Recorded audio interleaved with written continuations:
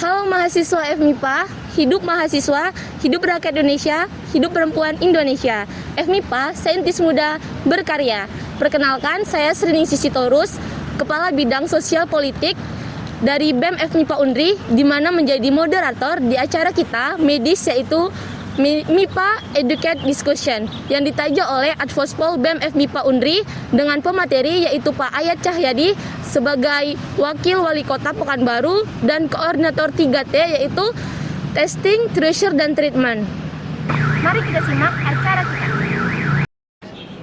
Baiklah Pak, perkenalkan nama saya Sriningsih Sitorus dari Kabid Sosial Politik BEM FMIPA Unri. Di sini saya diamanahkan menjadi moderator.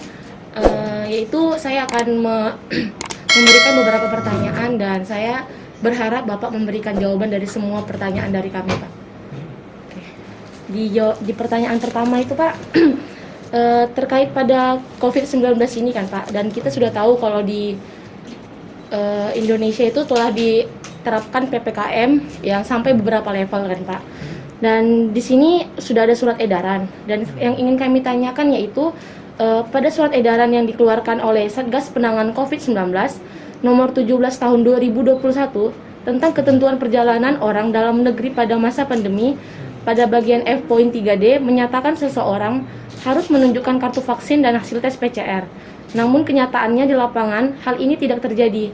Apakah pemerintah tidak serius dalam menangani hal ini? Bisakah Bapak menjawabnya sekarang atau diterapkan semua pertanyaan baru nanti dijawab lagi, Pak? Satu-satu lah, nanti kalau semua bingung saya bilang.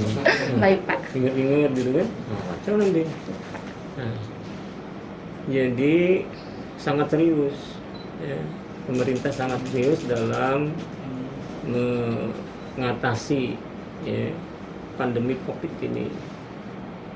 Makanya karena sangat serius, sejak Presiden Republik Indonesia menyatakan Indonesia terpapar COVID 2 Maret 2020, ya, Pekanbaru ini yang pertama di luar Jakarta yang menerapkan PSBB saat itu istilahnya, pembatasan sosial berskala besar ya.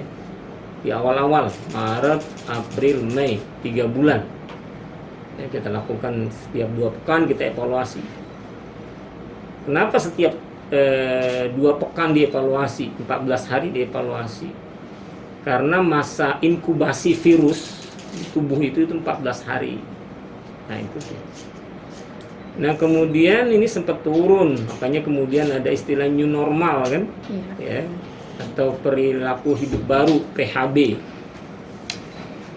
Namun ya manusia boleh ikhtiar, manusia boleh ya usaha. Ternyata kemudian ada istilah gelombang kedua di beberapa negara-negara kan. Mungkin pernah kita dengar itu, kita ingat ada kasus di Italia, ya, di Inggris, ya, di India. Nah kemudian pemerintah pusat mewarning agar hati-hati. Ini virus sudah makin banyak. Nah itulah ternyata kemudian muncul varian-varian baru, ya, dan kemudian ternyata masuk ke Indonesia. Nah kemudian untuk mengatasi inilah kemudian ada istilah tadi PPKM. Yep. Ya, PPKM ini ya pembatasan pergerakan kegiatan masyarakat ya, skala mikro. Jadi mikro ada karena tingkatnya nanti RW. Nah, memang di PPKM ini langsung kendalinya ya, ini langsung dari pemerintah pusat. Ya, melalui nanti instruksi Menteri Dalam Negeri. Nah, jadi instruksi Menteri Dalam Negeri nanti akan menentukan ini PPKM-nya level berapa nih? Level 1K, level 2K, level 3K, level 4K. Nah, Pekanbaru ini sampai tanggal ini 23 ya, Agustus, sejak 3 pekan yang lalu ya, ini masuk PPKM level 4. Nah memang ya, surat edaran tadi, kalau yang terakhir itu surat edaran yang ke-18, karena dia per setiap nanti ada instruksi Menteri Dalam Negeri itu akan ditindaklanjuti, diturunkan dengan namanya surat edaran ya, Satgas. Jadi serius, sangat serius ya. Jadi sangat serius pemerintah di dalam upaya ngatasi pandemi COVID-19 ini. Kan di situ juga ada tertera ini Pak, kan di beberapa titik itu kan udah penyekatan kan Pak. Jadi kemarin kan di surat itu ada kayak pemberitahuan jika sudah vaksin dan menunjukkan kartu vaksinnya maka dia bisa melewati penyekatan itu. Tetapi kan Pak, saya sendiri nih Pak, jika ingin ke kampus kadang itu penyekatan itu walaupun sudah dikasih surat vaksin yang pertama itu tidak bisa juga Pak. Itu bagaimana Pak? Ya itu kan di lapangan ya, di lapangan itu teknis. Dan sebetulnya kalau ke kampus boleh-boleh saja, ya. Tinggal tadi dia kan apa dulu tujuannya kampus. Karena kan sekarang berdasarkan instruksi Menteri Dalam Negeri itu kan jelas tuh mana yang boleh buka, mana yang tidak, pembelajaran juga seperti apa. Itu semua diatur. Jadi gitu. Namun jelas vaksin itu bisa ya. Saya belum lama nih menyaksikan langsung. Saya dari arah bandara, ya, dari arah Sudirman sana, ya, dari arah Bukit Raya mau ke arah sini pusat kota. Kan disekat tuh di jalan dekat mau masuk Arifin Ahmad. Iya Pak, Antara Arifin Ahmad di depan Purna MTQ. Disekat. Ada pengendara ya roda 4 yang menunjukkan kartu vaksin. Boleh.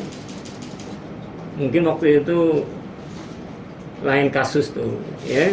Namun ternyata boleh, karena itu langsung saya saksikan.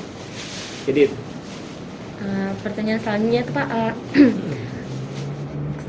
kan sekarang ini kan Pak lagi PPKM dan di mana-mana itu kan memang udah ada surat aturan untuk menutup semua usaha kan Pak. Jadi kan ada beberapa pihak, mungkin beberapa toko-toko yang tutup dan mereka pendapatannya itu memang benar-benar menurun Pak, karena tidak adanya pendapatan yang dihasilkan lagi karena toko-toko itu menutup. Itu bagaimana cara pemerintah untuk memberikan solusi untuk mereka Pak? Jadi di aturan PPKM level 4 itu ada yang memang tidak boleh sama sekali, ada yang boleh. Tidak semua tempat usaha ditutup, ya. Yang tidak boleh sama sekali misalnya pusat perbelanjaan itu harus tutup, ya. Nah, makanya karena pusat perbelanjaan harus tutup berdasarkan instruksi Menteri Dalam Negeri tadi, ya, yang kemudian ditindaklanjuti dengan surat edaran, ya. Itu kalau di Pekanbaru itu ada para pedagang di STC sampai mengibarkan bendera putih, bahkan kemudian memplesetkan PPKM. Harusnya pembatasan pergerakan kegiatan masyarakat menjadi pelan-pelan kami mati, gitu. Ya. Dan bahkan ketika kami rapat evaluasi hari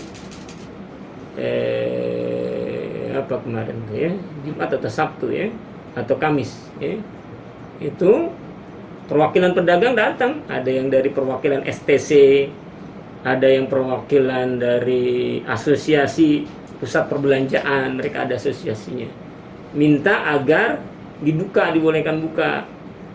Namun Pak Wali tegas, ini sudah ya kita ngikuti aturan instruksi Menteri Dalam Negeri dan juga sudah ada surat edaran tadi, jadi tidak bisa.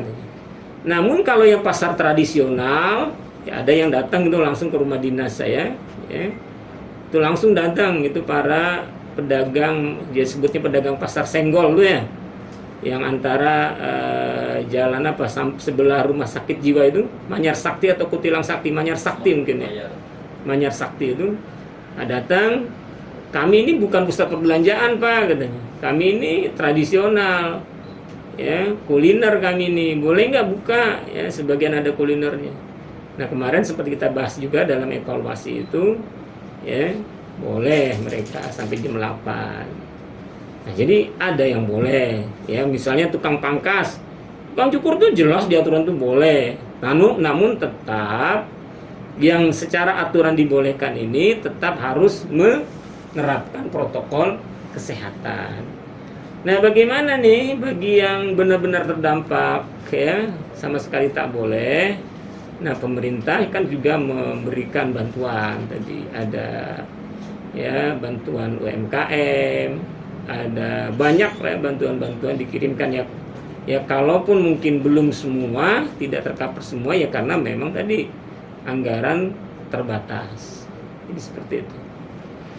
Ya, baik Pak, terima kasih untuk ya jawaban. Hmm. Terakhir nih ya Pak, saya tanya lagi, PPKM ini kan udah ada terlaksana selama kurang lebih 2 minggu nih Pak. 3 pekan. Jadi sejauh ini apa-apa saja yang udah tercapai dari tujuan dari PPKM ini Pak? Ya, PPKM ini sebetulnya sudah lama ya. Jadi potretnya kalau dulu sebelum pakai level ini skalanya mikro, ini dari instruksi Menteri Dalam Negeri. Namun dengan kemudian pakai istilah level 1, 2, 3, 4 ini, ya ini tetap datanya dari Kementerian Kesehatan berdasarkan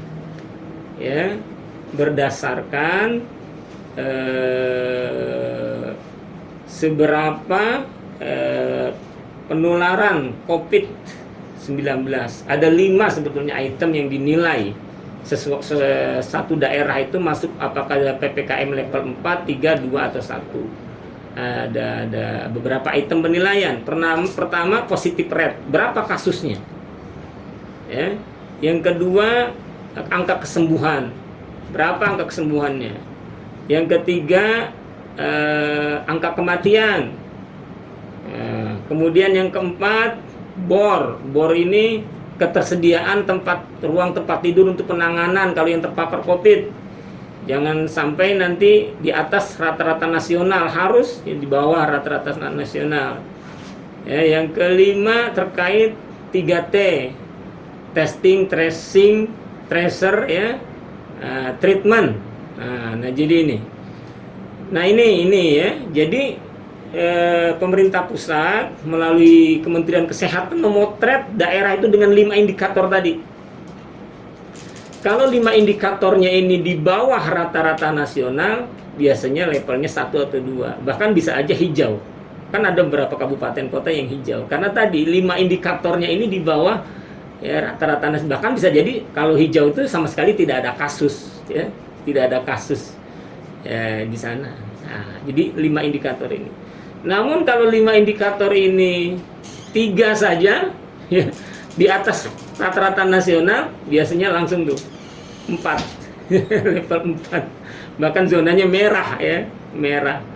Karena zonanya merah ini sangat resiko tinggi.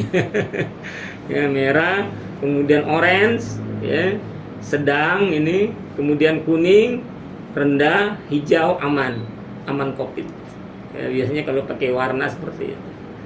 Ya, nah, jadi nih. Nah, untuk kita di Pekanbaru ya, sampai evaluasi kami kemarin tanggal 22 itu ya, hari apa itu? Hari Sabtu kalau saya, hari Sabtu ya. Hari Sabtu rapat evaluasi ya. Sabtu ya. Ya, kami rapat evaluasi hari Sabtu itu kita zona masih merah ya. Ya, zona masih merah. Kalau penentuan levelnya nunggu nih, karena berakhirnya PPKM level 4 tanggal 23 ini. Walaupun saya baca media di sini, PPKM level 4 di Pekanbaru direkomendasikan diperpanjang hingga 6 September. Cuma saya baca ini siapa yang merekomendasikan belum tahu saya ini, belum ketemu ya. Nanti kita nunggu instruksi resmi dari Menteri Dalam Negeri, apakah masih PPKM level 4 atau seperti apa. Namun datanya tadi ya, turun trennya turun, bahkan keseriusan pemerintah kota ini langsung dibentuk tim-tim khusus. Misalnya untuk meningkatkan vaksinasi, itu langsung Pak Sekda. Untuk meningkatkan kedisiplinan, Pak Dandim, komandannya. Untuk meningkatkan ya langsung PPKM-nya, langsung Kapolres. Ya, diminta penanggung jawabnya. Untuk testing dan tracing itu langsung saya diminta Pak Wali. Saya setelah mendengarkan laporan-laporan Dinas Kesehatan, kemudian memang ada laporan Dinas Kesehatan kenapa misalnya testing dan tracing kita ini masih 1:4. Harusnya ketika ada 1 kasus positif, itu harus 15 yang di testing, 15 yang di tracing. Nah, Pekanbaru waktu itu masih 4. Laporan dari Dinas Kesehatan, pertama masyarakat banyak yang belum terus terang untuk menyampaikan kemana saja dia kontaknya. Yang kedua terkait sistem katanya. Yang ketiga ya SDM itu sendiri di dalam input IT-nya. Nah, akhirnya saat itu saya bilang, mengusulkan ke Pak Wali agar dibantulah. Makanya sampai kami pun minta bantu mahasiswa-mahasiswa FMIPA yang IT itu dari jurusan komputer ada ya? Ada Pak, ilmu komputer Pak. Ilmu komputer. Nah, itu minta bantu saya, ya. Kemudian kalau untuk yang tracingnya itu minta bantu dari keperawatan ada juga ya? Ada keperawatan Pak. Ya, walaupun ternyata ketika komunikasi ke fakultas ternyata sudah banyak juga dari perawat ini yang membantu di dalam penanganan COVID ini. Jadi ada. Nah, tadi saya cek, nanti kalau kalian keluar sebelah kiri itu ada posko testing tracing, kalian bisa singgah sebentar. Nah, itu saya tanya gimana perkembangan testing dan tracingnya setelah kita bentuk tim itu. Nah, ada progres. Kalau untuk laporan tekanan sekarang udah naik jadi 1:6. Namun memang kalau keseluruhan naiknya agak rendah, baru 0,2 digit. Nah, saya bilang udah bagus tuh, saya bilang. Yang penting ada progres. Artinya apa yang kita lakukan ini ada kenaikan. Ada perubahannya. Perubahan. Makanya tetap disiplin dan jangan lupa vaksin. Walaupun sekarang vaksin ini susah nyarinya gitu. Iya Pak. Tadi saya pagi-pagi ada yang nelpon, bantulah saya Pak, nih saya udah antri dari pagi nih, banyak sekali antri di Rumah Sakit Madani. Saya bilang iya. Terakhir saya tanya, KTP-nya mana kamu? Saya ingat KTP dia, Siak. Oh, tak bisa saya bilang. Ini Pekanbaru, kalau Siak ke Siak sana saya bilang. Nanti marah orang Pekanbaru saya bantu. Ya bukan tak mau bantu, karena Pekanbaru ini juga kita targetkan kan 70%. Sekarang baru 30-an% gitu. Ya? Iya Pak. Oke. Ya, kalau gitu terima kasih ya Pak sudah menyempatkan waktunya untuk menjawab Pak. Hidup mahasiswa. Hidup Mas. Sekian acara medis kita pada hari ini. Saya ucapkan terima kasih dan jangan lupa saksikan medis kita selanjutnya.